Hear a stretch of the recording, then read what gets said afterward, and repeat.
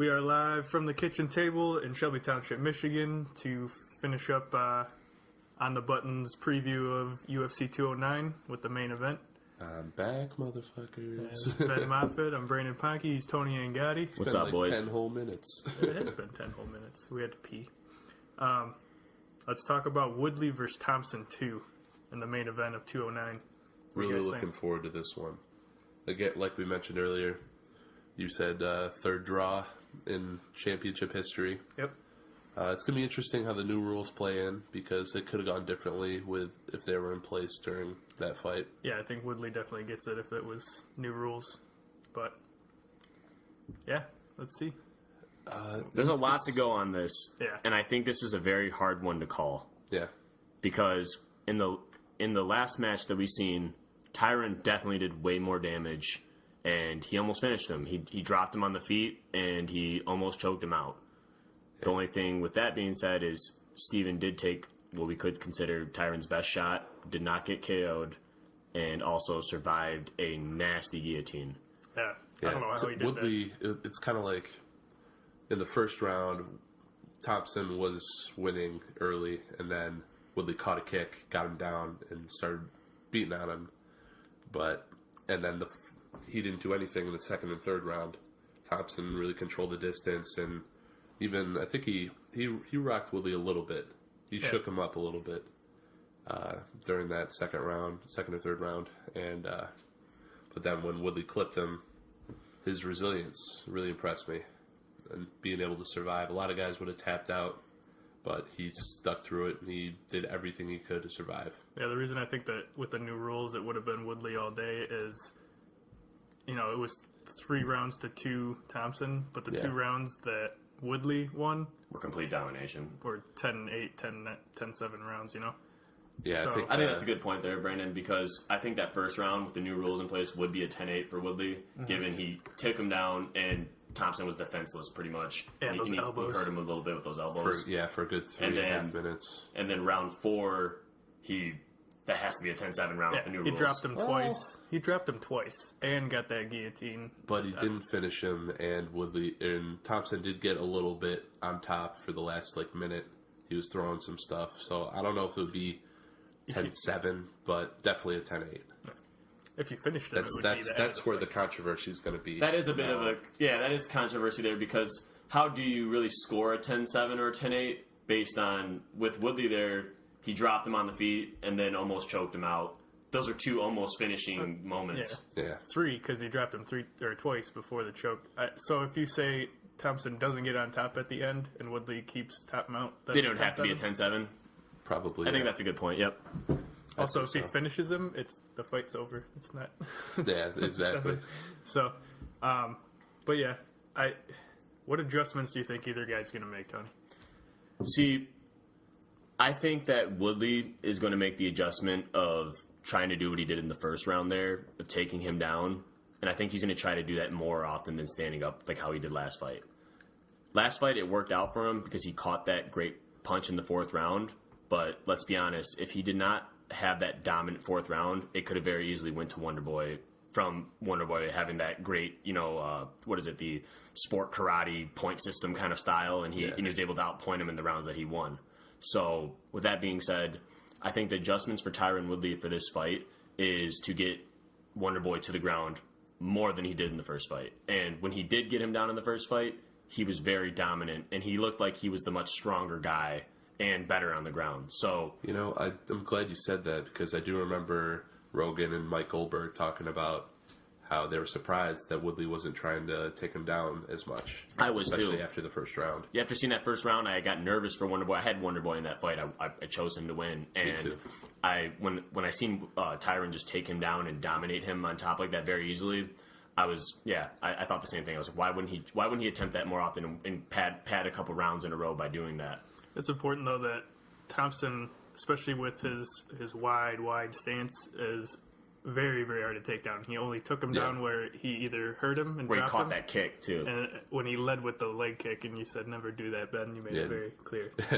And actually, Wonderboy went on record and said that when he got, in that first round, when he threw that sloppy kick and he got caught and dropped to the ground from there, and Tyron got on top of him and just mauled him for there.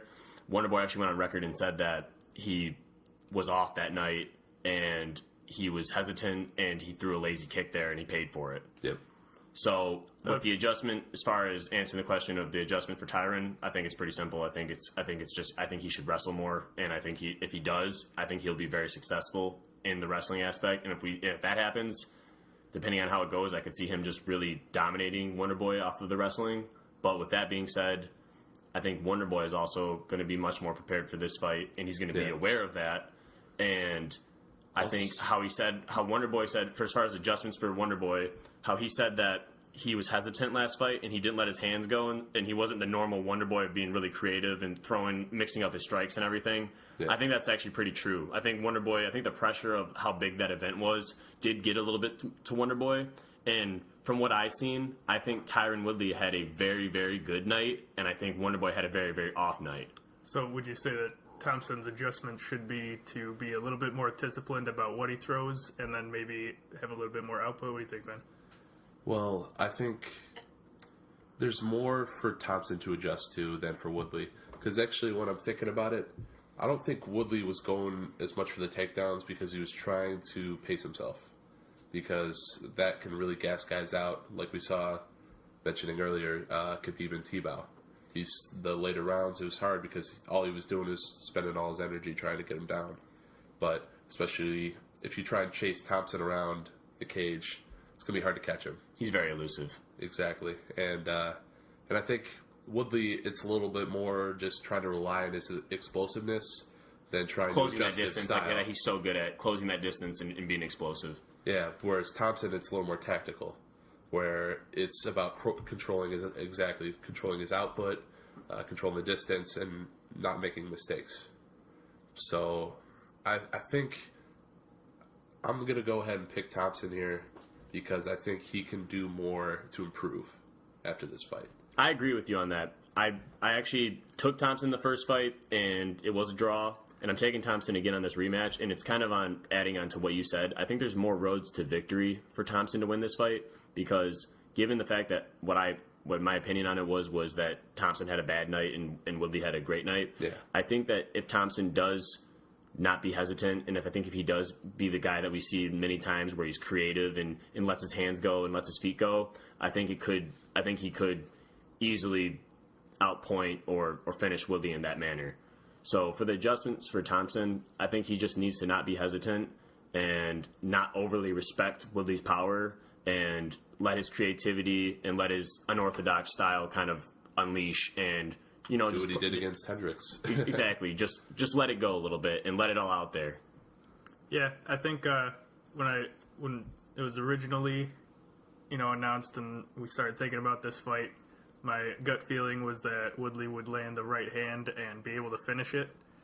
But I think that it's easier for Thompson to adjust his approach than it is for Woodley to take down Thompson. Because Thompson, like I said, that wide stance, he almost wants Woodley to come in and try and take him down, because then once he's in that pocket, he's going to throw some kind of kick, knee, or uppercut. And that's a very good point, actually, Brandon, because when he did get taken down, it was from throwing a lazy side kick, and he paid for it. Yeah, it was either he got dropped with a solid hard punch, or it was a takedown based on a mistake that he made. And I think that it's easier for Thompson to adjust than Woodley to be able to suddenly take down the guy that's so hard to take down. And I think it'll be a little more like the Rory fight, where Rory was throwing a bunch of wild stuff to try and trying to leg lock Thompson and stuff, trying to clip him, trying to find a way in, but Thompson was too quick on his feet. Exactly. I think he's too quick.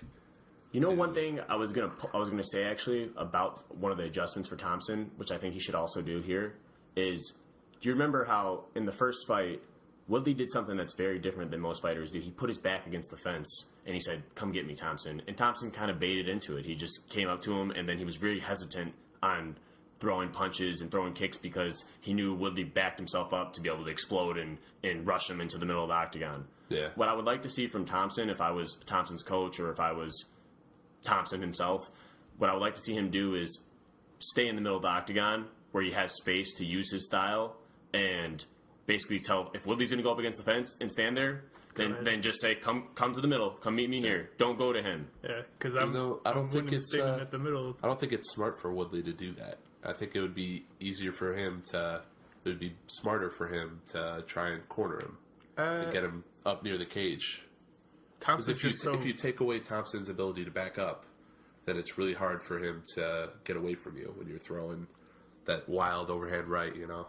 Just like Woodley does. Just like I said, it'd be easier if Woodley would just take him down, but I don't think he can. Yeah. It'd be easier if he just cornered him, but I don't think he can. I think Thompson's too elusive. And it's smart by Woodley when he went against the fence, because then you got to come into my pocket if you want to score. Yeah, it's true. So I get that, but you're right. If it was strictly where they're standing, Thompson's winning the fight if he's staying in the center and Woodley's by the cage. So you're right. Be a little bit more patient. Let Woodley have to fight his fight. I think Thompson gets the win and becomes the new champ. And just like the co-main event, this is so razor thin. Yeah, That's what. Yeah, it's very hard to call with these guys. Well, they're both so good.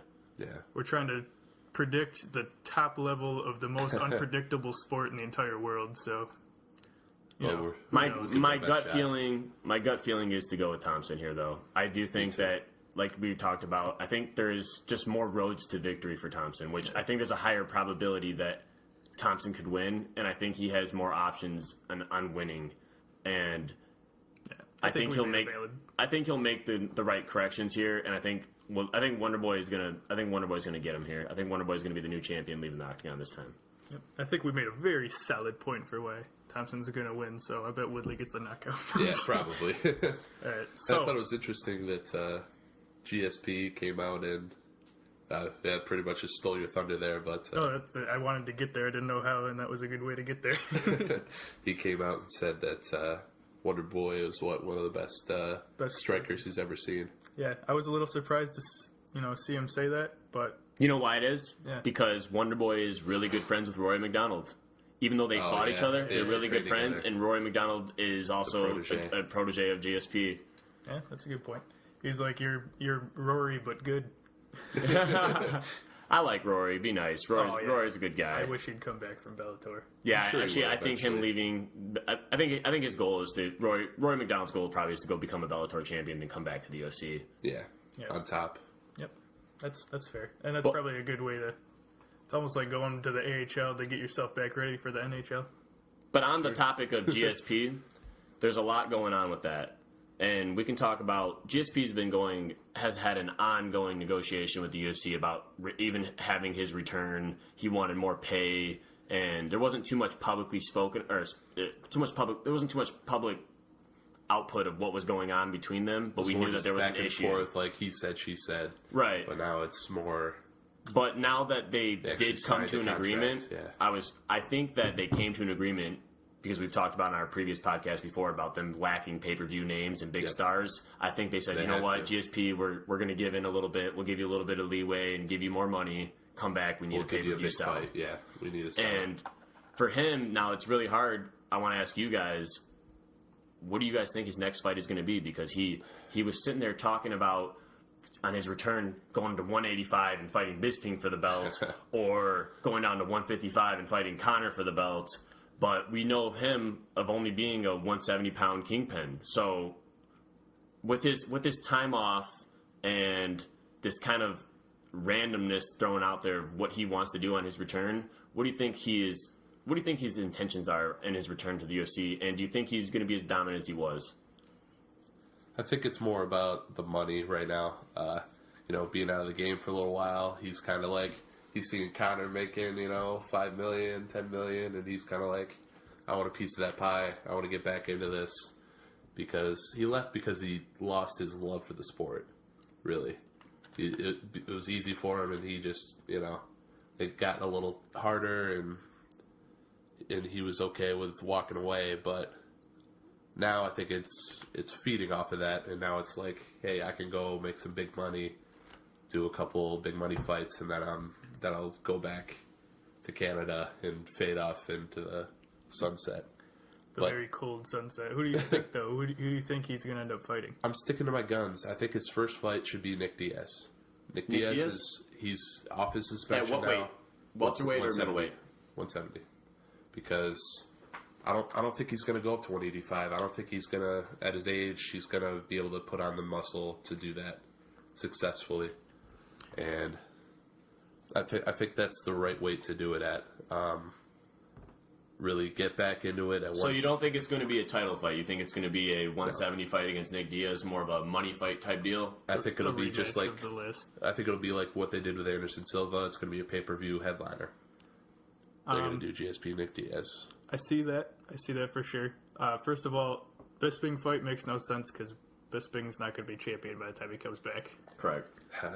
He's not going. Well, can't say correct, but most likely he won't be. Almost positive. And he's not going to get McGregor. There's just too many fights with McGregor, and that's not the one that McGregor's going to take. That's not one that I think. Yeah, McGregor doesn't need it. He's got all these fights lined up already. This is where I think that you might be wrong. Let me take my. Okay. My pick is. All right, so Thompson gets this win, and Thompson's the champion. Then I think Nick Diaz is most likely, because I don't think he wants to fight Thompson. Yeah. If he likes him so much. If Woodley ends up with this belt, I think that he gets a title shot. That's probably the only situation he gets the title shot. And it's against Woodley. That's fair. Now I'm gonna go. What's your now? This McGregor? is my thought on this. This is my McGregor thought with GSP. GSP has been out of the game for so long, and for him to come back, like what Ben said, I think he is coming back for the return of the money. He wants a big money payout, and then he can leave. And I could totally see him and the UFC being on board with it, of him just waiting for McGregor, and just saying, you know what, I'll drop the weight to 155, probably get my ass kicked, but have the biggest payout I've ever had. The only issues are, it's going to be Khabib or Tony first, and then after that, I guess after that maybe.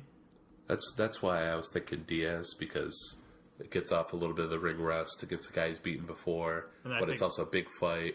And then with all the fights that Conor already has lined up, it kind of puts him in one, and then the timeline fits a little better for him to fight Conor later. See, now my thought on this is, why would he not fight a 170 title fight then? With given that, like, let's say that he would have to wait for McGregor. Yeah. So let's say to take off some of that ring rust and to set himself up properly to make this a very, very big pay-per-view seller, it would be George's to come back, win that 170 belt, and then say, hey, look, you want a champion versus champion fight, I'll come down and fight Conor. But I don't know how that gets rid of the ring rust. I think the Diaz fight would be the best way to get rid of the ring rust, because that's just going back to the last fight that you had. And I think that's a good fight too. I'm totally with you guys on that. My only issue is Goerge St. Pierre is one of the most dominant 170 guys. If not, he is probably the most dominant 170-pound guy ever. He didn't lose his belt when he left. He walked away. Mm-hmm. And with that being said, does it really make sense? Do you think it makes sense that he would do a non-title fight on his return? I have it. Because he's always had the belt. Although he wouldn't do it. The right fight, but the fight that GSP won't do, is Johnny Hendricks. The guy that actually beat him, that we all agree on, that Johnny Hendricks did beat him. Honestly, but the judges gave it to GSP. They won't do it, though. They won't. Well, he won't do that GSP fight. Won't do it because he knows that he lost that one and doesn't want to give a chance to validate it. Yeah. But that would be the one that would be the most exciting fight for them to actually have to the true fan that watched that fight. If anyone hasn't watched that fight, go back and watch Johnny Hendricks versus GSP. It was a very sketchy decision. We all agree here that Johnny Hendricks won that fight, and GSP 47. GSP actually got the decision according to the judges. Yeah. So there's that. Yeah, I don't think GSP. I don't think they're going to want to give him a title shot right away. You know what's funny about what we're saying about GSP right now is we're literally throwing out so many names in the hat, and there's so many possibilities. And it's probably going to be something we don't even think about. Well, there's so many possibilities for this guy because, again, he was the most dominant 170 guy ever. And he could go up or down. Yeah, too. And he just has so many options at this point because everyone knows that you could put GSP against a schmuck right now, and it's going to sell because it's the return of GSP. Yep. My only thing is, which I want to know your guys' opinion, and I think that it's going to be an issue for him because he's aged a bit and he's taken a lot of time off. Do you think he will be the same GSP on his return? Or do you think he's going to show a lot of that ring rust? I don't think he will. I don't think he's going to be the same guy. He played it really safe near the end of his career, and I think he's going to come out very tentatively. But, I mean, you never know. He's been training nonstop ever since he left. He never stopped training. So it's really tough. It's really tough to see that. My two-part answer would be, I don't think he'll be the same, but even if he was, I don't think it's enough anymore. I think the sport's grown too much. I think that the talent that's where he was, 2-3 years ago? Yeah. He was a bit of a pioneer. He was a bit of a pioneer to the sport. And it's grown past him, and even if he was at the same level he was then, I don't think he can hang with who's up at that level now. Yeah, the top. Especially that 170 division. That top 10 in the 170 division are all killers. Yeah. That new generation fighters, too, are just... I mean, we've seen it with Anderson hanging around still. He just isn't the same guy. Or maybe he is the same guy. He just can't compete with the same guys. He can't do what he used to be able to do against the former competition. Yeah. And I'm there with you guys on that. I think that this is somewhat of a bad move for GSP because right now, like I said, I could easily say he's the most dominant 170-pound guy ever. Yeah. And with he's the return of definitely him... the top 5 fighters of all time. The only person that had more defenses was Anderson Silva of a title. He had, eight defenses? So with that being said, this could damper his career a little bit if he was to have some bad performances. So maybe he's confident enough that he can just come back and still do it with these guys, but... That's where I think it is. I think that it could be one of two things. I think that he's either really confident and he's watching everybody and saying, look, I can still beat all these guys. Yeah. Or him and Furious Habibi are in the background going, guess what? We want the money fight. Yeah. We didn't get paid enough when we were the pioneers of this and we did all this shit for the sport. Ours. We're going to come get our money because we need that. You're right, though. I think any fight will sell plenty because... He's a big name. He's a blockbuster name. I see 2 fights. I think he fights twice and then he's gone again. Yeah, and, I mean... You can't deny the fact that he walked away as champion still, so why not, why wouldn't that be a big name, selling fight? Yeah. I don't think it would carry if it, like you said, a pay-per-view main card or main event. I don't think it would be that. But honestly, I could really see the UFC just waiting because they haven't announced a fight for him. I could see them doing it after this fight this Saturday. Okay. After whoever wins the belt, then they decide from there. Right. If Woodley wants to win, come in and say, you know what, we're going to do GSP versus Woodley. Yep. Return of GSP, which would be a very interesting fight. I see that being one of the only matchup styles that could work out. Well, he's a hell of a wrestler, too. I can't see GSP beating anybody right now. But at the top. But right. You know what? You know how you were saying it would be more intriguing to have Woodley versus GSP? What about the factor that Rory McDonald is like the protege of GSP's camp, and Wonderboy beat him. So maybe GSP, Big Brother GSP's coming back to beat Wonderboy and show him that he's got this still. So he just made a headline saying that Wonderboy's the best striker he's ever seen, so that he gets a shot at him. Oh. Saying, "Oh, look, he's the best striker I've ever seen." He's going to talk that, and I'm going to come out here and beat him. Exactly. Yeah. All right, that could be it. Okay, that could be it. This could be interesting. There's a lot of angles with this guy. Yeah, I like that. But let's trail off a little bit. Hit on that pretty hard. We got some new fights that were announced. Yeah. We got Gustafsson. The Stockholm fight going back to Sweden. Gustafsson and Glover Teixeira. That's going to be a hell of a fight. That's Gustafsson really has to. He needs this fight pretty badly. Yeah, and he's been out for so long. Yeah, it's been a while. Lost 3 fights in a row. Was his last fight the Rumble? No, his last one was Cormier. Yeah, it was Cormier for the belt, right? Yeah, or no. No, he beat Blachowicz. After that. Okay. He had 1 rebound win. Sorry, his last relevant fight. Yes, exactly. Yeah. Sorry, Blachowicz. Not sad. What do you guys take on that? What do you think, Brandon? Who's going to win with Alistair Gustafsson and Glover Teixeira?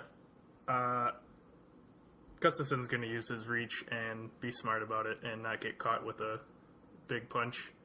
I think it stays standing, and it's kind of a boring decision, but I think Gustafsson gets the win.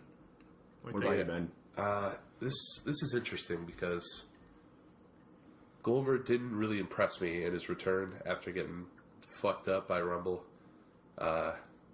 Getting knocked out to Jupiter by Rumble. It's the first time ever getting knocked out. he got rocked by Cannonier and then just relied on his wrestling to win that fight. And it's also interesting to see how Gustafsson comes out because he played it really safe with Blachowicz. He did pretty much the same thing, got him on the ground and just beat him. I got to give the edge to Gustafsson. He has more tools. He's faster. He's got the reach advantage. I think he can hang on the ground. He wrestles with Phil Davis every day. And I could see, I think this is going to be a decision, though. Yeah, the only reason I didn't think it would go to the ground is because Teixeira is good enough that he's good enough to hang with Gustafsson on the ground, so I think it stays standing. But what do you think, Tony? I think you guys just covered it all. I'm with you guys, both of you, on exactly with that. I think that Gustafsson is going to win a boring decision against this fight. Yeah. And I think this fight, they're putting it out there because the light heavyweight division lacks a depth to it. Yeah. And I think that it's basically, it's a bit of a boring fight. Yeah. It's big names that'll end up with a boring fight. Yeah, exactly. Not that I don't love Glover, man. Now, not to jump over to the other sport of boxing, but let's do it. Roy Jones Jr. just came out, and apparently Roy Jones Jr. and Anderson Silva have been wanting to box each other for about 5-6 years now. That's what the story is. And before, the UFC never let it happen. But now, with talks of Conor McGregor versus Floyd Mayweather, Roy Jones Jr. came out and said, look, me and Anderson Silva have wanted to box each other for an ample amount of time, and we'll do the co-main event on it. Well, to make it even more juicy, Anderson responded immediately on Twitter and said, let's do it. I want to complete my dreams. I want to box Roy Jones Jr. And Anderson Silva said so both the guys have both agreed, and they're both campaigning for the fight. And then to even make it more juicy, I'm reading an article here, and it says Roy Jones Jr. believes the Anderson Silva fight will happen, and he is already meeting with the UFC later this week to discuss it. I think we might have just opened the gates to possibly already was going to be, but now undeniably the greatest thing that's ever happened in martial arts sports. Brandon, you know what's funny about what you just said? Wait. Top to bottom, boxer versus MMA boxing card. You know what you just said right now? Which is like on point of what I'm going to add on to, is Roy Jones Jr. Here's a Twitter post from him. He said, Roy Jones Jr. versus Anderson Silva and Mayweather versus McGregor, double headline card, UFC invasion, would be the biggest event of all time, period. I'm saying every fight is a boxer versus UFC, MMA. Guys with boxing backgrounds. Yes. Oh my God. See who's actually the better. Oh. That'd be incredible. That's exciting, man. Could you imagine Mark Hunt putting on the boxing gloves? Walk-off KO. Yeah. No, it's definitely, I mean, right now it's still in the works, and it's not a done deal, but it's definitely until next year. It's definitely very intriguing. Yeah, for sure. It's an exciting topic. Honestly, I think that they just want Conor to defend the belt against either Tony or Khabib, and then they'll move on and do the Floyd fight. Yeah, that's true. Because it's really hard to say with it all because there's just so much talk about it and no actual response of what's going on. Yeah. With there's still a lot of work with the state of the light heavyweight. Because the problem is lightweight in the recent Manchester interview that Conor did, he said the next time I will step into a combat arena is with 8 or 10-inch gloves, true to ropes, and that's word for word what he said. And to counter that, his boss, which is Dana White, which Conor claims is not his boss, even though it is his manager, or the guy that promotes all of his fights, his boss, Dana White, said, look, the Floyd Conor fight is nowhere near closer than it was from day one to happening, and I think that Conor's next fight will be the winner of Tony Ferguson and Khabib. Yeah. But now we have an issue here because we have two huge names. I mean, we have Conor, who's the face of the UFC, saying that he's going to go box Floyd Mayweather, and that's what he's doing next, with or without the UFC. And we have Dana White saying, nah, not so fast. You're under contract with me, and your next fight is going to be against Tony Ferguson and Khabib, the winner of them. That's why I think it was that was the biggest problem, is the contract with the UFC and whether he could legally do that. That's why I think... And I think the UFC doesn't want this to happen because the UFC is the sport... And even with getting the cut, this is my thing with the UFC is the UFC has basically taken over boxing. Like, boxing is such an old sport. It's been around for so much longer, and the UFC's growth is what took out the combat. It's taken over combat sports in general. Yeah. So for the UFC's sake, I don't think they want to see this mismatch of boxer versus UFC fighter kind of thing. I think they want to say that we're already above boxing now. We surpassed them in true fighting, so we don't want to go back to this old ways and put this, Is that your final stamp of saying we are the better? Oh, we are. fighters? No, UFC is true fighting. Please, just There's a reason why we're covering UFC. I can say it. I say it out here right now to the boxing. public. If you put Conor McGregor, the face of the UFC, versus Floyd Mayweather, the face of boxing, in a real fight, just a street fight, Conor kills him. Yeah. You put him in a UFC fight, Conor kills him. Yeah. You put him in anything other than just boxing true to ropes, Conor kills him, which he could possibly kill him in the boxing match. Yeah. So, with that being said, UFC is no argument. MMA is it's a superior sport to boxing. Boxing is just one form of, if you want to call it a martial art or a type of combat. And I think the reason MMA why it is took so everything. long is because it was so barbaric at the beginning.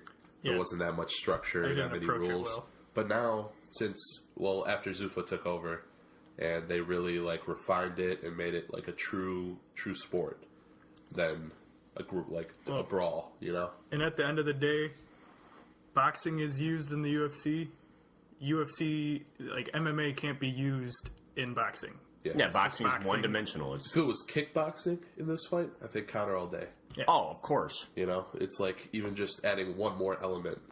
Yeah, that's It changes at the end of the day, completely. you really can't compare them because boxing is one of endless elements. It's just one art form of many that go into MMA. the cycle of MMA. So, yeah, we can't really make that argument. So that's why I'm saying that I don't think the UFC really wants this boxing match to happen. And I think what Conor's doing is Conor just really wants the money. He just really wants that money. He's a money-hungry guy. Yeah. And he knows Wants that... that 9 figures. And the thing is he's using it... He's always calculated with his leverage in his business aspect. And what Conor's saying here is, look, if Conor was to go out there and do the feat of knocking out boxing's best boxer, he would add even more to his ego and say, look, I'm the king of boxing. I'm the king of MMA. Yeah. I'm the shit. And in order for me to fight in the UFC again, I need X amount of money. Oh, that's so true. this is a I didn't huge think about leverage. that. It's a huge leverage option, which he always does because he's even said it before. He's going to get in. He's going to get in. He understands that competitive fighting is a short-lived thing. So he's going to get in, get rich, and get out. And he's always obsessed with doing what's the next best thing he can do. And I really think he's like a major adrenaline junkie for doing what other people haven't done. I mean, look, at the 145 in the UFC, he comes in, takes the 145 belt from Jose. What's his first move? I want to go to the 155 and take the 155 belt now. Had a little bit of a speed bump with Diaz, but then comes in, successfully takes the 155 belt, and as soon as he takes the belt, he's going, all right, what's next for me? I already took the 2 UFC belts. I need to go take the boxing belt now. So he's just this guy that, he wants all the belts and he wants all the notoriety. He wants to be considered the best ever. He's trying to put himself out there to be the greatest combat sports ever figure. Also, Dana did offer them $25 million both to fight, so I don't He know, did that I don't know knowing if that they it's- both wouldn't accept that. Yeah, true. Kind of making a point. It's kind of like it's hard to know what the UFC really thinks about this, but yeah, I didn't really think about that. That gives him a lot of leverage, especially if he's pulling 9 figures for this fight, which he should, based on the projections for how this. Well, that's what scares card the will UFC. do. That's what really scares them because if he was to make this crazy amount of money from this boxing match, he's either gonna, when he comes back to the UFC, he's gonna say, "Give me the amount of money that I made doing this, or I'm not fighting," or he could easily just say, "All right, I'm done with this. I'm leaving, and I'm going to go box now." And they don't want him to do that. It's a high risk, high reward. I don't think he would just go to boxing and stay there. I think what it would do though is the UFC could see if they can get him to come back. If he wins and he comes back, that brings so many boxing fans over. So many people. It's going to bring a lot more people to the UFC. That's true, and then they can start paying out like boxing does. Exactly, because there'll be so many more buys, and it opens things up for them. So if things to did there. work out properly for Conor, it could be an advantage for him and the UFC. Yeah, and then he's going to go back to tank me and tank you. And it could be good either way for also, the UFC. Yeah, if Conor loses, then he doesn't have that leverage. Yeah, Right, that's why it is a high-risk, high-reward situation. But the UFC could have it be a good thing in the long run either way. But as a UFC fan, I want to see him defend against either Tony or Khabib first. But That's true. Me knows? as well. There's a lot that I don't care for really anything for him going into the boxing realm. I really don't care for it. The only thing that gets me excited about him going to this boxing thing is basically what we were just talking about it being like legendary. Yeah. It would be cool for him to just go over there and smoke Floyd if he did. Go over there, knock out Floyd, and then come back to the UFC and then use that as more leverage against boxing. Like him coming out and being like, Exactly. MMA is way better than boxing. Look what I just did to your best boxer ever. But the whole thing with it is, like you said, I'm much more of a fan of him fighting in true fighting and getting excited about a boxing match. I mean, if you go watch boxing matches right now, I mean, dude, they're pretty boring for the most part. So it's why it's a dying sport, and that's why I agree with you on that, Brandon. I would much rather see him come back to the UFC and fight in the UFC, and I actually want to see him get back on that workhorse and defend the belts and do crazy shit. Maybe go fight for the 170 belt, fight different guys, take big the fights. 145 back. Take big risks in the UFC and continue to just be on that workhorse, because that's what we love about him is the high risk shit that he does and then backing it up, like talking all that shit and then backing it up and just keep running with it. Right now, him being on this hiatus and taking the break is actually it's kind of bad on his name right now. Even though he's good at staying relevant, I'm a huge McGregor fan. You guys know I am. Yeah. And I'm over here like, dude, if this Floyd stuff isn't getting signed like on the deal and you're not going to tell me it's happening right now, then just drop it. And I want you to sign a fight. I want you to get back into the game. Well, it is because he's having a baby. Yeah, there's that. But he's using that as leverage too. He's using that because, look, he got his belt. So by using the baby hiatus, saying, look, I can't fight right now. I don't want to stress out my girlfriend. I'm going to wait till after the baby, and I'm going to take a little break. I've been fighting for so long. I'll come back afterwards. He's using that as leverage, too, because he's saying now he's just holding the belt for now. He can walk around and be relevant, saying, look, I'm the double champ. I can walk around and do whatever I want. 3 cards that he headlined last year that did a total of like 4.5 million buys. So the UFC is kind of like, shit, we got to get him back in here. I think they said that his pay-per-view, I think they said, I could be wrong, but I'm pretty sure this statistic is right. I think they said that Conor McGregor's pay-per-view sales in 2016 was 53% of the total earnings for the company. Yep. Yeah. So with that being said, they need him, and he knows they need him, and he knows they want him. So he's playing games. He's a businessman at the end of the day, too. He plays all these games. Yeah. He wants more money, and he's hungry for more money. Exactly. He wants money and belts. Yeah. And, we'll see what happens, but I would like to see a conclusion. I would like to see a conclusion come here soon, though. I want to know, is it happening? If not, come back to the UFC, man, and let's get it back on. Because the longer it waits, the more people are kind of going to say, all right, fuck it, I'm done waiting. He's going to kind of start to lose that relevancy we're talking about. Yeah. In a weird transition to maybe a less exciting topic, what do you think after the Gadea fight with Kowalkiewicz has been announced? What do you think is going to happen in strawweight?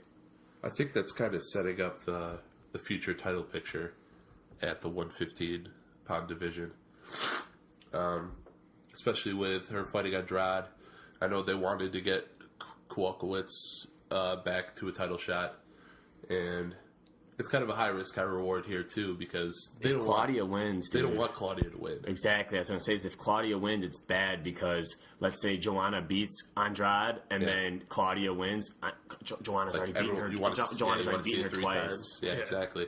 Which I don't know about Andrade. Andrade's scary. She's built like a man. I mean, I don't know if that's politically correct or whatever to say that, but she's got shoulders, dude. She hits so hard. I think this could be a very tough fight for Joanna coming up here. But it's hard for me to go against the Kingpin Joanna because she just wins. She's such a good striker. But I think Andrade can take the most punishment of anybody that Joanna's fought. And I remember watching Andrade against Jessica Penne at 199, and it was just amazing how she just outclassed her. Yep. She was just throwing bombs. And she was just lighting her up. Walking her down. Yeah. And even Andrade's last fight against Angela Hill. She did the same thing. She just walked. And that was against somebody who was considered the better striker, and she could have taken her down and made it, easy win. But she wanted stood to with beat her on the feet. Yeah, took some shots and just outclassed her even on the feet. had better output and just got the win. And what's exciting about that is Andrade showed she has a gas tank. Because she came every round, high intensity, swinging for the fences, no fucks about getting hit. Which is one of the bigger questions she's powerful. People had about her going 5 rounds with Joanna. I think she might be, I don't want to go off on a limb and say it, but I think she might be the most powerful striker in that 150 division. She hits really hard for a little girl. Yeah, I could see that for sure. It'd be her, Joanna. Yeah, definitely. And I really do want to see Joanna in her fight. Joanna. Yeah. If Joanna wins against Andrade, though, like we said, I think it's definitely wow, Joanna's just a kingpin of this division. She's got everybody beat. Yeah, sure. This is like... This honestly, is like a make-or-break fight. This is kind of like when John Jones was scheduled to fight Rumble. It's kind of like, oh shit, is this the person to do it, you know? Yeah. Yeah, like, I think that... I don't think Andrade's cardio is in question for me. I think she showed it. She showed she has it. Go it as long as it takes. Who do you think wins, Brandon? Who do you think wins, Andrade or Joanna? If we're gonna do the prediction, I'm taking it right now. I'm taking Andrade to get the upset. She's gonna be the one to take down Joanna. What about you, Ben? I can't pick against her. Me neither. Yeah, I can't pick against Joanna. You know, it's of anybody that she's fought so far, this is the one that it's like it could go either way. You know, we talk about the feels and the logic. Oh yeah. I think my feels say Andrade comes out there and beats her. Yeah. In an insane fashion. But my logic, everything else says, look, Joanna is unbeaten still, and she's a kingpin of that, or a queen pin of that division. Yeah. There's something to be said about the feels, though. There's been a few, like, too many fights to ignore it, where as the two guys are walking out, we both get something in our gut that says, oh shit, something crazy is about to happen. Exactly. Bisping against Rockhold to happen. Yeah, you called that right before it happened. I think we'll be able to tell a little bit better as it gets closer, and we'll be able to see like their press conferences and see how they look and see how they're reacting with each other. We'll be able to kind of get more in the feels about it. Did the same thing with this card. I mean, every card, the more you look into it and think about it, then you really get an idea of what you think is going to happen. And usually, if you actually take the time to think about it, the right call usually ends up coming up. But right now, we're looking forward to 209. It's going to be a hell of a card. Onto the 209. I wanted to add that, which I wanted to add in our last podcast, so we didn't. For the co-main event, Khabib versus Tony Ferguson, Khabib's father, which has always cornered him, which, you know, a lot of fighters, you know, it is an individual sport when you go out there and fight. It's you against somebody else, but their team does matter a lot, and their cornerman does help them a lot. Like how Nick Diaz said publicly that if he was in the corner for Nate, it would have helped him a lot better against Conor in that rematch. Yep. Well, with that being said, Khabib's father and Khabib's cousin have both been denied their visa to travel to America. Fucking Trump. And it's Trump's fault. It is. It's the immigration issue going on. And they've basically been both denied from Dagestan to travel over here. So Khabib is going to be missing his cornerman. He's going to be missing his father and his cousin in his corner, which he's always had for all of his fights. And you guys think that is going to be a major factor in this outcome for his fight against Tony Ferguson? I think, especially, don't pull out. Yeah, especially if he gets frustrated. Like, I think that's the point where fighters rely on their coaches, on their cornermen. Especially if it's a family, too, that have been there for the whole time. I'm sure for probably every single one of his dad has had him wrestling bears when he was a child. Yeah. His dad's been there since day one of MMA. I'm pretty sure that's how Russians are born, right? I wrestle bear. You see if you survive, they throw him to the bear. Yeah. They're like, all right. Khabib kick bear ass. He's going to be good. Yeah, they actually only have 3% of the population they would have because 2/3 get eaten by bears out of the womb. The other ones kill them. 100% accurate fact. That's you can look it up. You can look it up right now. But yes, please enjoy UFC 209. I know you're got to be excited as we are. This has been On the Button with Ben Moffitt and Peace Tony out, Angotti. See you later, guys. It's been real. And keep your chin.